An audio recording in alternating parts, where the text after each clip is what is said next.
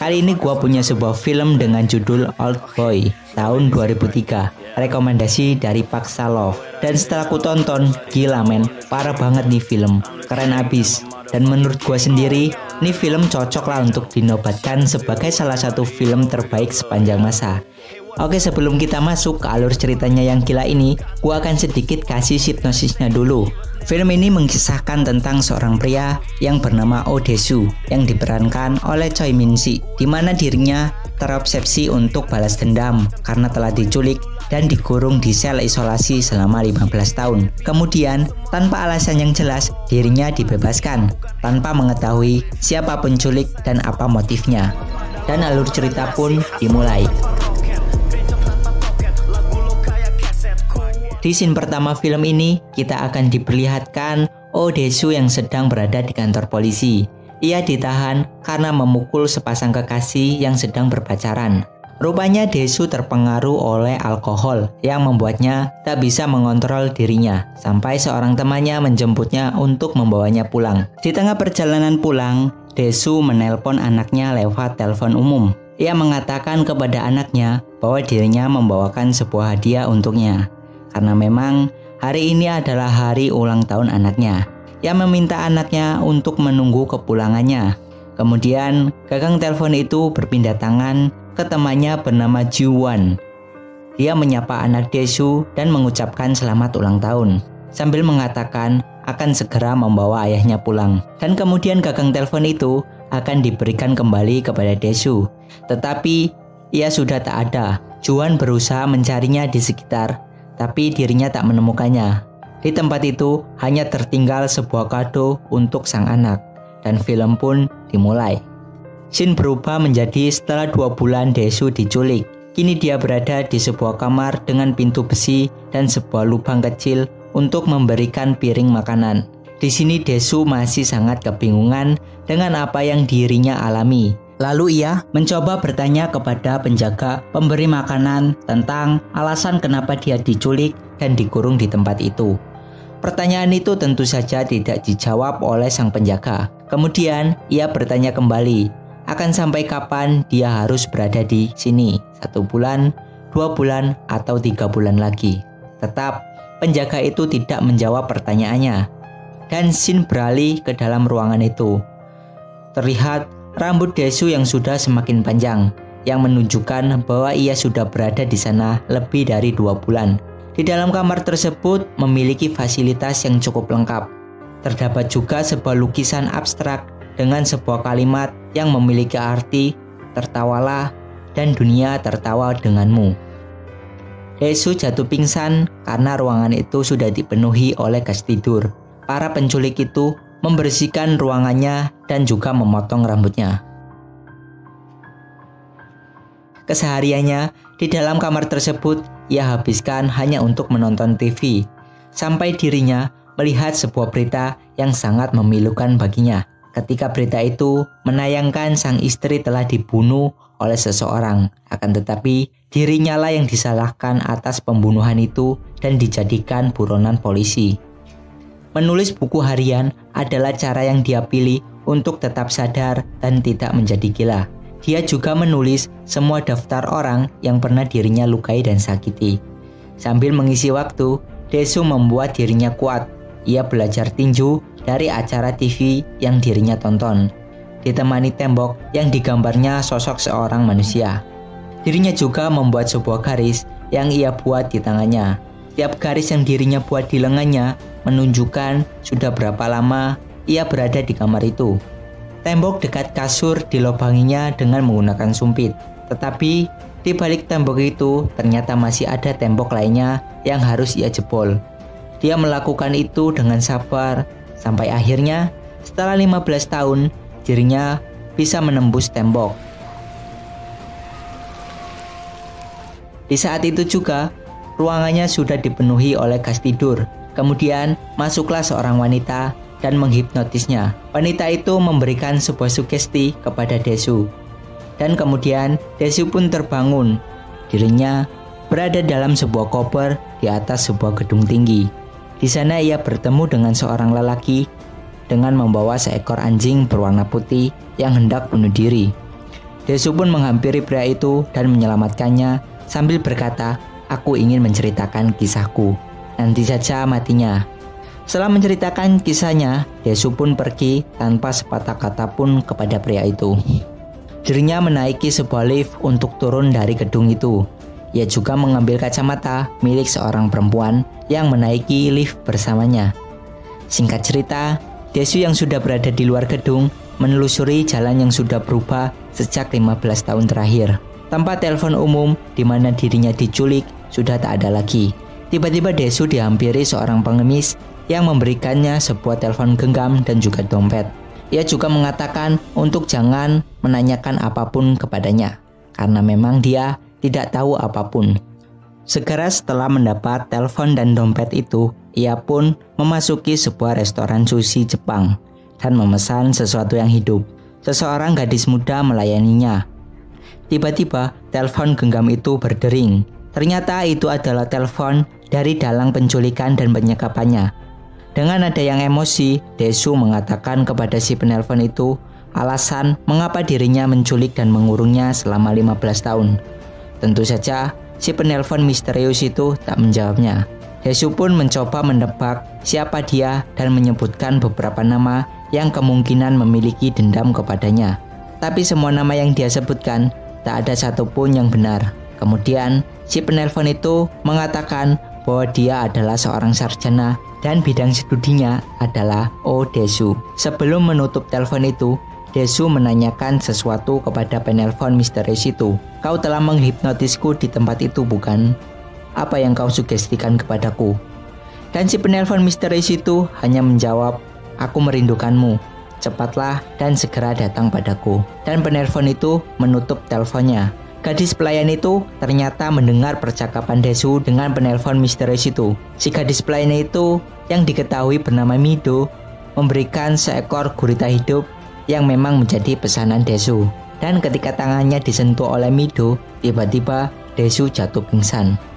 Sebuah misteri semakin menjadi tanda tanya besar mengenai siapa pelaku dan apakah Dae-soo mengenalnya atau tidak, serta apa alasannya menculik dirinya dan mengurungnya. Dan yang menjadi pertanyaan paling besar adalah apa alasan penculik itu membebaskan Dae-soo setelah 15 tahun ia mengurungnya. Singkat cerita, Dae-soo yang pingsan dibawa ke rumah Mido. Kemudian Mido tanpa sengaja membaca buku harian milik Dae-soo yang membuatnya bersimpati kepadanya dan berniat membantunya. Singkat cerita, Mido membantu Dae-soo untuk mencari keberadaan keluarganya. Mido menyamar sebagai seorang reporter dan menanyakan info tentang anak Dae-soo ke salah satu orang yang pernah dekat dengan keluarga Dae-soo. Dari informasi yang diberikan, mengatakan bahwa setelah kematian ibunya, anak Oh Dae-soo diadopsi oleh seorang dokter dari Swedia dan sekarang ia tinggal bersama orang tua angkatnya di sana. Kemudian, wanita itu memberikan sebuah alamat rumah dan juga nomor telepon milik anaknya tersebut. Akan tetapi, Oh Dae-soo memilih untuk membunuh bajingan itu dulu sebelum bertemu sang anak. Langkah awalnya dalam pencarian si penculik itu adalah dengan cara mencari sebuah restoran yang menjual makanan lumpia goreng, di mana makanan itu yang selalu ia makan waktu dikurung. Dae-soo mendatangi seluruh restoran yang bernamakan Naga Biru. Ia mencicipi makanan lumpia goreng di seluruh restoran itu. Hingga akhirnya Dae-soo menemukan restoran yang memiliki rasa lumpia goreng yang sama. Dengan berbekal sebuah palu, Dae-soo mengikuti kurir pengirim makanan dari restoran itu yang menuntunnya pada sebuah gedung, di mana gedung itu adalah tempat dirinya dikurung. Usut punya usut, tempat itu adalah sebuah tempat yang memang untuk mengurung orang. Istilahnya penjara lah ya, tapi tempat itu beroperasi secara ilegal.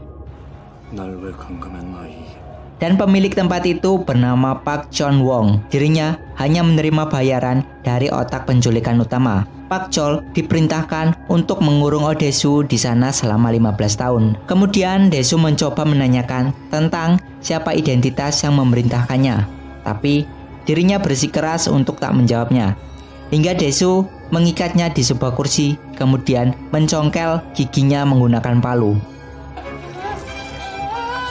Akhirnya, Pak Chol Wong pun mengatakan bahwa sebenarnya ia tidak mengetahui siapa yang memerintahkannya. Orang misterius itu hanya menghubunginya lewat telepon.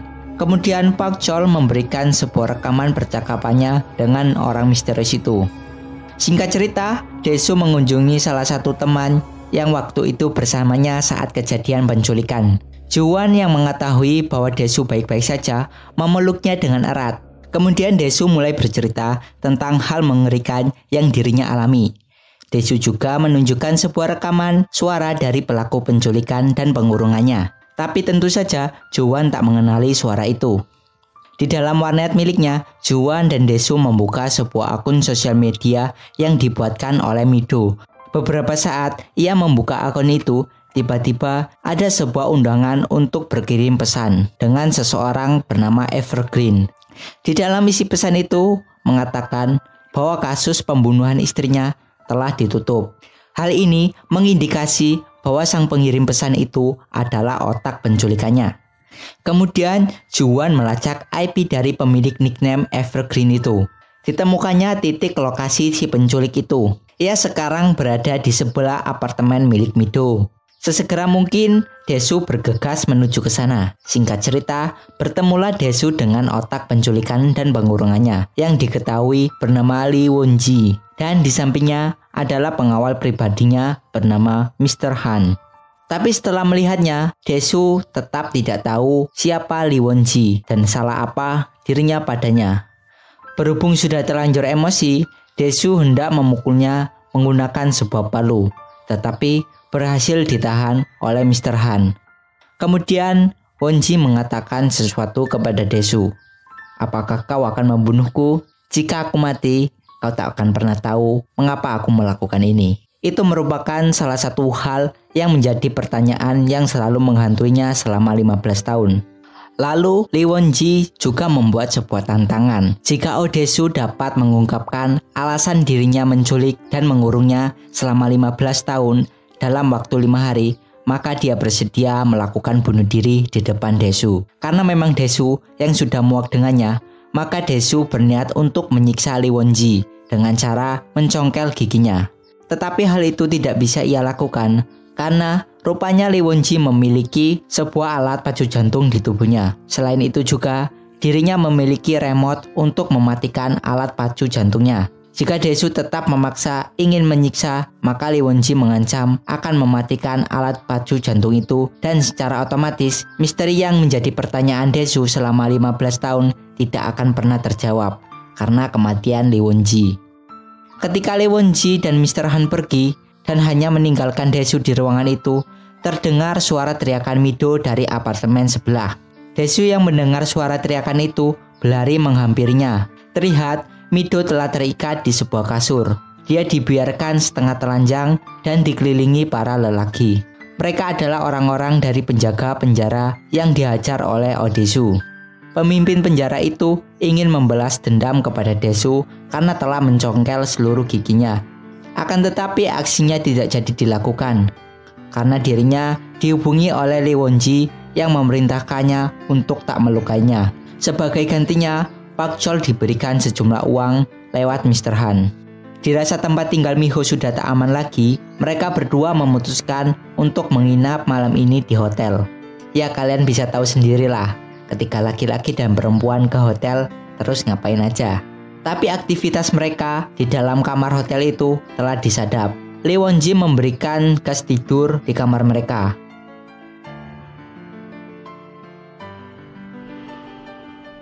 Dan meninggalkan sebuah kado di sana. Sadar bahwa ada alat pelacak di tubuhnya, Dae-soo pun pergi ke sebuah toko elektronik. Ia meminta kepada seseorang yang bekerja di sana untuk mencari alat penyadap itu. Dae-soo memberitahu pekerja itu dengan sebuah pesan yang ia tulis di dalam kertas.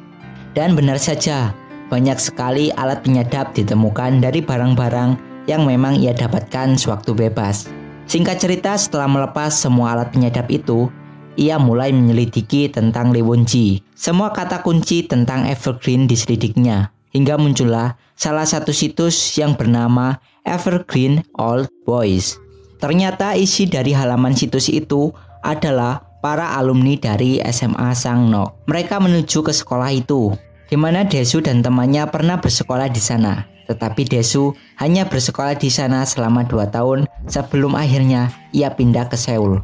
Mereka meminta data alumni untuk lulusan tahun 79 dan ditemukanlah foto Lee Won-ji yang artinya mereka saling kenal dan pernah bertemu. Kemudian Dae-soo menelpon Ju-won dan ia menanyakan seseorang perempuan yang bernama Lee Soo-na. Dae-soo merasa aneh karena hanya foto Lee Soo-na yang tidak ada dalam buku alumni itu. Kemudian Ju-won mengingat namanya. Dirinya juga pernah sekelas dengan gadis itu. Namun sayangnya gadis itu sudah meninggal karena bunuh diri di sebuah bendungan. Misteri dalam film ini mulai terkuak. Ju-won juga mengatakan bahwa Lee Soo-na memiliki sebuah rumor yang tak mengenakan. Banyak teman-temannya dulu mengatakan bahwa Lee Soo-na adalah seorang pelacur dan dirinya bunuh diri dikarenakan hamil. Saat Ju-won mengatakan sesuatu rumor yang jelek kepada Dae-soo, ternyata Lee Won-ji berada di tempatnya. Ia mendengarkan semua yang dikatakan oleh Ju-won. Dia mengambil sebuah CD, kemudian memecahkannya dan menyerang secara brutal Ju-won menggunakan keping CD itu. Ternyata dirinya tak terima sang kakak perempuannya Lee Soo-na dijelek-jelekan begitu. Ya, benar sekali, Lee Soo-na adalah kakak kandung Lee Won-ji. Mereka bersekolah di SMA yang sama. Singkat cerita, Dae-soo menemui seseorang yang tahu rincian mengenai Lee Soo-na. Dirinya adalah salah satu sahabat dari Soo-na. Ia mengatakan bahwa Soo-na adalah seorang tipikal gadis yang baik dan sopan. Dirinya juga menepis bahwa Soo-na melakukan bunuh diri karena hamil dengan banyak lelaki. Mengingat karena Soo-na bukanlah seorang gadis yang mau melakukan itu kepada setiap laki-laki. Dan alasan lain juga karena latar belakang sekolah yang memang sekolah itu adalah sekolah Katolik. Kecuali ia memiliki seorang kekasih dan berkencan dengannya. Hal itu mungkin saja terjadi. Kemudian wanita itu menelpon sahabat Lee Soo-na yang lainnya dan menanyakan tentang pacarnya. Dia juga tidak mengetahui mengenai sosok kekasih Lee Soo-na. Ia mengatakan bahwa Ju-won yang lebih tahu semuanya. Kemudian tiba-tiba ingatannya waktu zaman sekolah muncul. Di sini kita diperlihatkan pertemuan Dae-soo dan Soo-na di sebuah taman. Mereka saling mengobrol dan Dae-soo menawarkan sebuah rokok kepadanya. Tetapi tentu saja tawaran itu ditolak. Singkat cerita, di hari saat Dae-soo akan pindah sekolah, ia melihat seorang siswa laki-laki yang tak lain adalah Won-ji yang sedang berjalan menuju gedung. Ia pun berinisiatif untuk mengikutinya. Di balik jendela kaca yang berlubang itu, ia menyaksikan Won-ji dan Soo-na yang tak lain adalah kakak beradik melakukan sebuah hubungan terlarang. Saat dirinya akan pergi ke Seoul, Dae-soo menceritakan apa yang dirinya lihat saat di sekolah kepada Ju-won. Kemudian Ju-won mengatakan hal itu ke seluruh anak sekolah yang menjadikan sebuah bahan perbincangan. Singkat cerita, Dae-soo membawa Mi-ho ke tempat Pak Chol. Dirinya membawa Mi-ho ke sana dengan alasan untuk melindunginya. Dia juga mengatakan bahwa jika dirinya tak kembali pada tanggal 5 Juli, ia meminta kepada Pak Chol untuk melepaskan Mi-ho. Kemudian Dae-soo pun pergi ke tempat tinggal Won-ji. Ia mengatakan bahwa dia sudah tahu semuanya dan memintanya untuk bunuh diri seperti yang ia janjikan. Kemudian Won-ji menceritakan sesuatu hal kepada Dae-soo. Ia mengatakan bahwa sang kakak tidaklah hamil. Yang membuatnya hamil adalah lidah milik Dae-soo yang menyebarkan gosip itu sehingga membuat semua orang mengatakan bahwa Soo-na hamil. Dari situlah kakaknya benar-benar termakan oleh gosip itu dan meyakini diri bahwa dirinya benar-benar hamil. Kemudian Won-ji mengatakan sebuah kenyataan yang paling gila, bahwa dia telah melakukan sebuah hipnotis kepada Dae-soo dan juga Mi-ho. Di sini Dae-soo diberikan sebuah sugesti. Ketika dirinya keluar dari tempat pengurungannya, ia akan langsung pergi ke sebuah restoran. Kemudian sugesti kedua, Dae-soo akan bereaksi ketika mendengar nada dering ponsel dan ia akan mengatakan, "Siapa kamu?" Sementara itu, sugesti yang diberikan oleh Mi-do adalah ketika dirinya mendengar kata "siapa kamu", ia akan bereaksi dan memegang tangan Dae-soo. Kemudian sugesti lain Dae-soo adalah ketika dia disentuh oleh Mi-do, ia akan tertidur. Kemudian Won-ji mengatakan sesuatu kepada Dae-soo. "Seharusnya kau mencari jawaban tentang alasanku membebaskanmu setelah 15 tahun. Bukan tentang alasanku mengurungmu selama 15 tahun. Kemudian ia memberikan sebuah kotak berwarna ungu yang sudah dipersiapkan. Ketika Dae-soo membukanya, ternyata isinya adalah sebuah album foto ia bersama istri dan anaknya. Setelah membuka lagi, ia menemukan foto sang anak dari kecil hingga dewasa.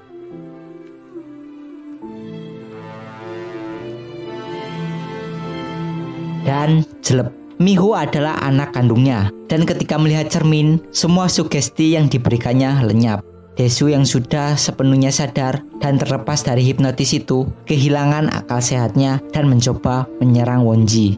Tetapi dirinya berhasil dihadang oleh Mr. Han dan pertarungan yang berat sebelah pun terjadi. Dae-soo dihajar habis-habisan, tetapi Dae-soo berhasil memberikan sebuah luka fatal kepada pendengaran Mr. Han.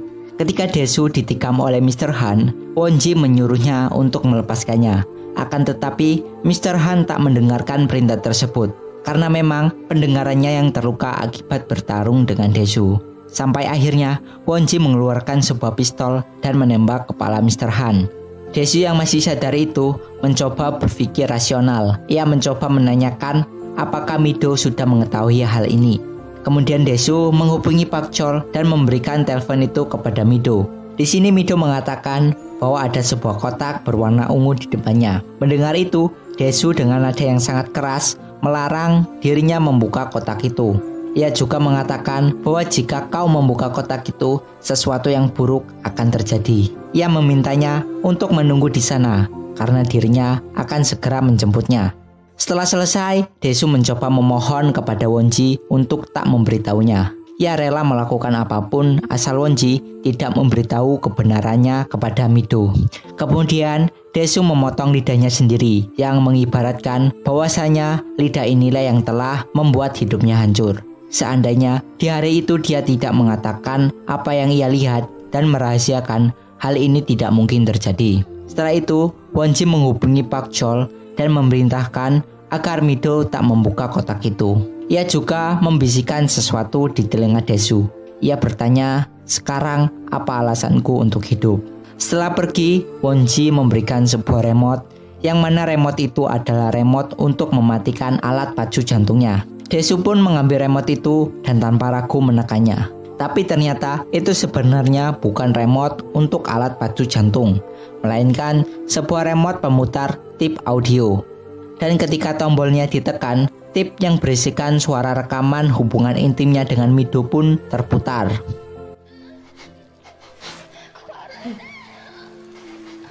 Di akhir cerita film ini, Dae-soo dibebaskan dan Won-ji menembak kepalanya. Balas dendamnya sudah selesai dan dia tidak tahu lagi untuk apa ia hidup. Kemudian Dae-soo mengunjungi perempuan yang pernah menghipnotisnya. Dirinya memohon kepada wanita itu untuk membuatnya lupa bahwa Mido adalah anaknya, karena ia terlanjur mencintai Mido. Selain itu juga, ia ingin menghilangkan rasa sakit yang amat luar biasa di hatinya. Wanita itu pun memberikan sebuah sugesti kepada Dae-soo, di mana sugesti itu berisikan tentang Dae-soo yang akan terbagi menjadi dua, yang mana satu orang tidak tahu rahasiamu bernama Oh Dae-soo, dan satu orang lagi yang akan menjaga rahasiamu, yaitu sang monster. Dan mereka pun saling mencintai dengan melupakan latar belakang diri mereka masing-masing. Dan setelah gua menonton film ini, sampai sekarang gua masih terngiang dan berandai-andai tentang bagaimana kelanjutan kisah cinta mereka, yang tak lain bisa disebut sebagai ayah dan anak. Dan terima kasih buat teman-teman semua yang udah nonton sampai habis. Salam dari gua dan sampai jumpa di next video.